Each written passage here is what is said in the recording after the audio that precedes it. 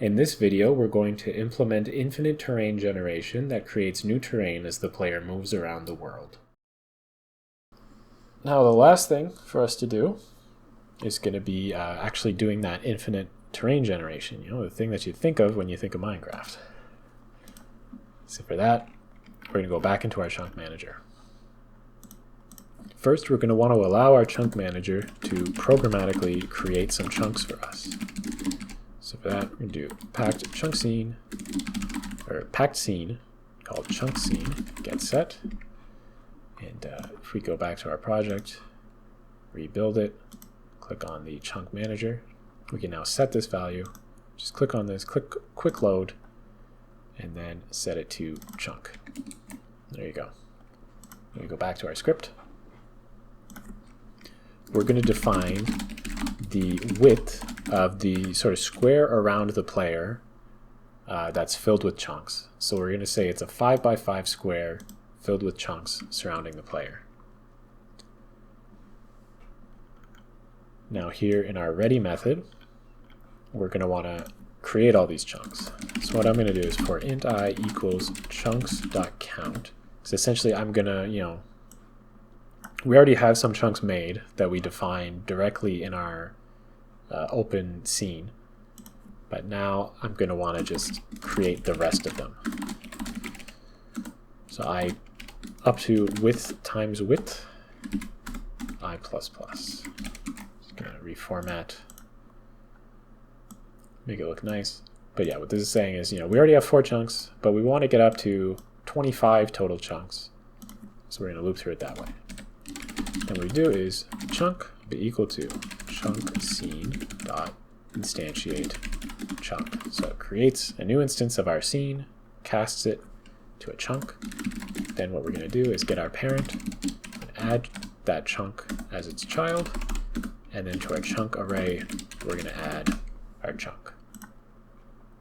However, and again, not entirely sure why this happens, but it does. It complains about the child being added. I'm not sure why, but a safe bet when stuff like that happens, and I think it is because so it's something to do with timing, but a safe bet when that sort of thing happens is to do call deferred. And I tend to actually, whenever I'm adding children in a scene, I tend to do it in a call deferred, where essentially it waits until idle time, as it says. So at the end of process in physics frames, and then it calls whatever method you've told it to, and it does it in a much safer way with less complaining. So what you do for that is you do call deferred node.methodName.addChild chunk. So now it'll more safely add the child, essentially. However, all these chunks are going to be at the center of the world at 0, 0, which doesn't really make much sense for what we're doing. So what we're going to do is we're going to loop through all the that entire square around the player, right? That's filled with chunks, and we're going to reposition all the chunks. So similarly to what we've seen before, where we're doing y times the width plus x to get our index in a 2-dimensional grid. Then we're going to get our chunk at that index, and we're going to set its chunk position to be new vector 2i. Now we could do xy. However, this wouldn't be centered around 0, 0. This would be like starting at 0, 0 in one of the corners and extending outwards. So we don't want to do that. So instead we're going to do x. Do is var half width will be mathf.floor to int width divided by 2. So then here we do x minus half width, y minus half width. So now it'll be a bit more centered.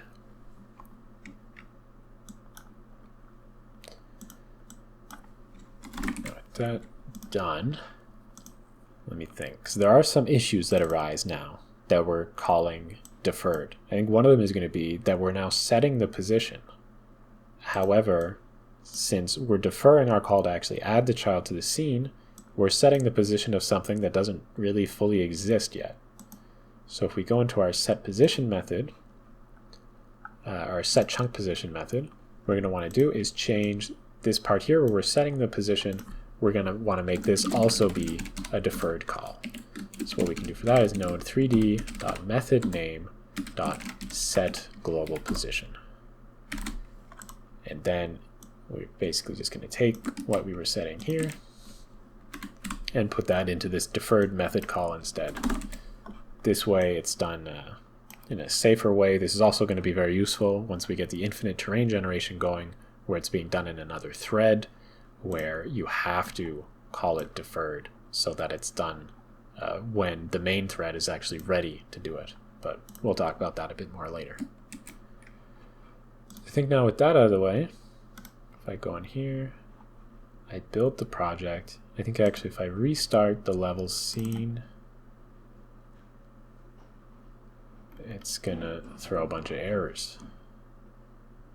Line 73 of chunk. Let's see, what did I do wrong here?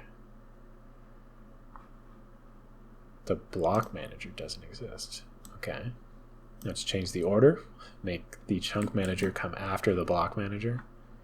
And we can try again. Well, it didn't throw errors that time. Oh, I think this is the culprit. I forgot to, we can actually just remove this ready method entirely because now the chunk manager is handling setting the chunk positions. So we do that, exit out of our level scene, rebuild the project, open it back up, and there we go. Now it's actually, dynamically added in all this additional terrain. However, we've still done nothing to actually have it update the terrain as the player moves. So to do that, we go back into our chunk manager script. We're going to scroll down here to the bottom, and we're going to define private void thread. Oops, I got to learn how to spell. Void thread process. So this is going to run in a separate thread. Well, I guess if you don't know what threads are, look them up. I'm not the one to tell you. Because I'd have to pretend that I know what they are either. So this is going to run, concurrently with the rest of our game logic, and it's going to specifically focus just on our chunk management. Oh, typo. And for this to be while is instance valid this. And basically, this is as long as the Godot object hasn't been deleted from memory, which, yeah, otherwise this would just continue running forever and just start throwing a ton of errors. But we do want it in a while loop because we do want this to just keep running so long as the chunk manager exists. Now what we want to do is we want to get the player's position. So normally we could do that with player.instance.global position. However, we're doing this in a separate thread, and if we start trying to access this value while the main thread could in theory be moving the player, it's going to start throwing errors because we can't access that while something else is accessing it. So what do we do to get around that? We're instead going to go up here. We're going to create a private vector3 player position. Or since it's private by convention, we'll put the underscore. And we're going to create a private object player position lock. Now what this is for is that as a way of sort of communicating between the two threads of who's allowed to access this tracking of the player position at any time, whoever wants to use it has to first lock this object, then set the value, then unlock this. And only if it's unlocked can the other thread, lock it and then use it. And how that's going to be implemented in here is first we're going to make public override void physics process. So this is going to run every physics frame. And what we're going to do is we're going to lock the player position lock. And once we have that lock, we can update the player position to be player.instance.global position.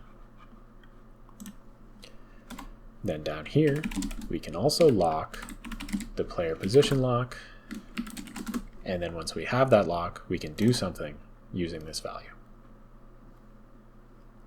So one thing we're going to want to add here is that, if you recall, this is a tool, meaning that this code is going to be running while we're in the editor.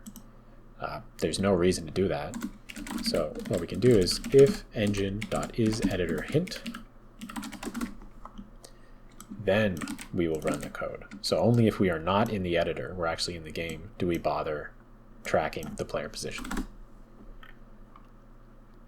Down here in our thread process again, first what we're going to do is we're going to define some values for the position of the chunk that the player is in. Then in here we can do player chunk x equals def.floor2int, it's our favorite method, player position dot x divided by chunk dot dimensions dot x. And similarly for the z, player position dot z chunk dot dimensions dot z. So now we've saved what chunk the player is in. We can unlock the player position and give it back to the physics process to keep updating it. And that's essentially how this lock, block enclosed in curly braces works, is that you call lock, it does what's in here, and once it exits out of the braces, it unlocks. So now that we have the player position, we can loop through all our chunks. So for each chunk in chunks, first we're going to get the chunk position. And now again, this is a place where we could do chunk.chunk position. However, now we're accessing a variable that might be being set in the main thread. So we don't want to do that. Instead, we're going to use our dictionary that is only ever really going to get updated by our thread. So it's safe to use it. So we'll do that. We're going to get chunk x, be chunk position dot x, chunk z equals chunk position dot y. It's the confusing bit that this is the z direction in the sort of 3D space, and this y direction in the 2D vector 2 corresponds to that, and hurts my brain, but let's always be careful of that. Now we're getting close to the finish line, so I don't really mind just copy pasting this in, because this is my third take of recording this tutorial. And this essentially gives us a position within that 0 to 5 square around the player. So if this chunk has moved outside of that square, this will now return a position within that square, meaning that the chunk position has to be updated. So we're going to check that. If the new chunk x coordinate does not equal the previous x coordinate, or the z coordinate does not equal the previous z coordinate, now we're going to move it. So first thing we're going to do is we're going to lock access to position to chunk.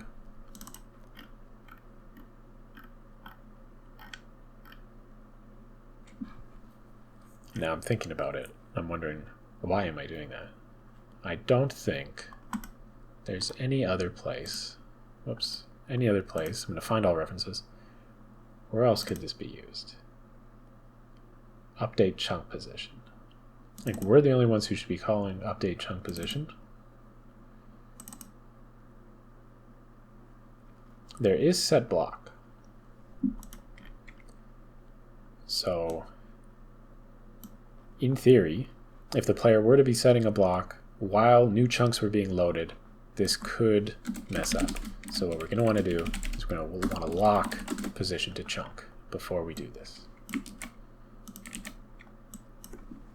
And that would be a pretty rare edge case, I think, because you'd have to be running full sprint, and then just as a new chunk is being loaded, you have to place a block. So it'd be a bit rare, but could happen. So we're going to lock it just to be safe.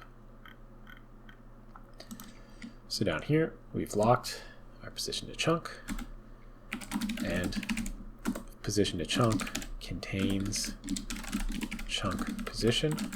Remember, this is the previous chunk position, and we are now moving the chunk, so we're going to have to remove it from where it previously was in this lookup table. Then once that's done, we got to get its new position. So we're just taking our new chunk x and new chunk z, turning it into a vector 2.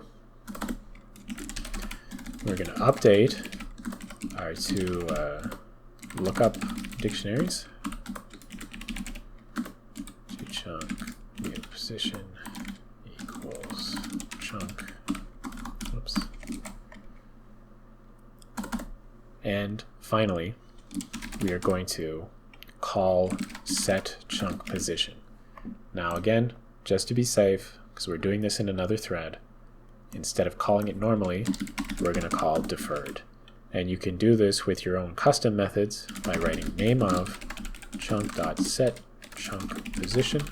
So now it's calling specifically this method that we defined, and we do new position.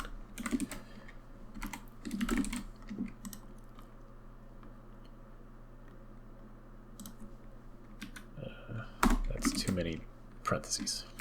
Cool. But now if you look at this, you might realize that this is just going to keep running like as fast as it possibly can. Just keep checking where the player is, keep trying to update chunks. But that's pretty unnecessary, right? Like the player can only move so fast. We don't want to be doing this literally as fast as we possibly can. So what I'm going to add in is thread.sleep 100. And thread doesn't exist. Show potential fixes using system.threading. So what this does is every time it tries to update a chunk, it's then going to wait 100 milliseconds before it tries again. And that way, we're actually running this at a reasonable pace instead of just trying to slam through it as fast as we possibly can. And similarly, down here, just outside of... Wait, let me double check. Let's actually put this inside this for loop, right? Because this is a bit more of a costly operation where it's actually moved the chunk. So in that case, we'll sleep. Otherwise, we will just let it run through every single chunk. Because if those chunks aren't actually being moved, then this is going to run a lot faster. It'll be fine to just run through them all. Otherwise, let's sleep. And we're also going to add a sleep just outside here in the base while loop itself, so that if it runs through every single chunk, none of them have to be moved. It's still going to wait a bit before it checks where the player's position is again to see if it should be updating chunks.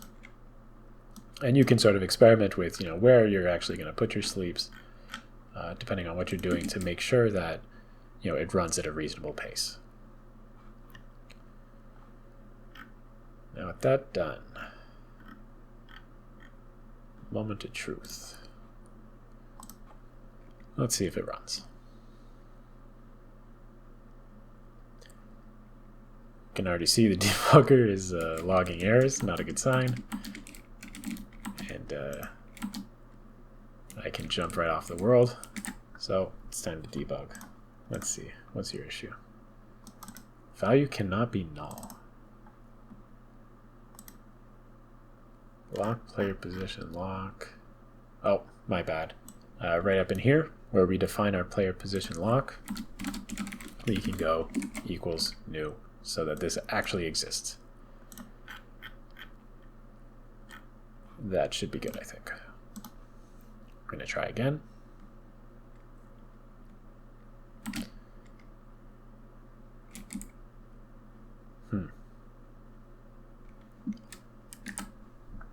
Once again, that's not what I was expecting. Go back to our chunk manager. Let's really check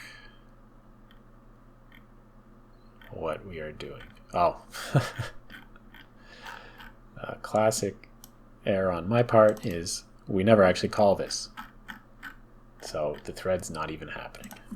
So what we do here is, here in our ready method, we are going to, again, engine, we're going to check if we're in the editor or not.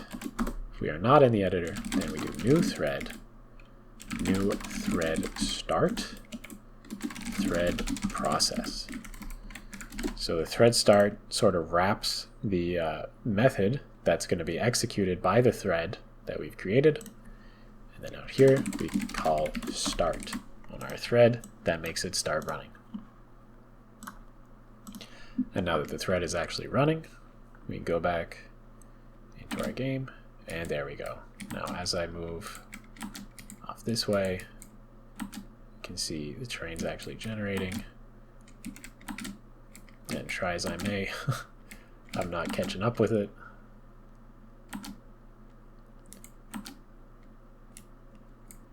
And there you go.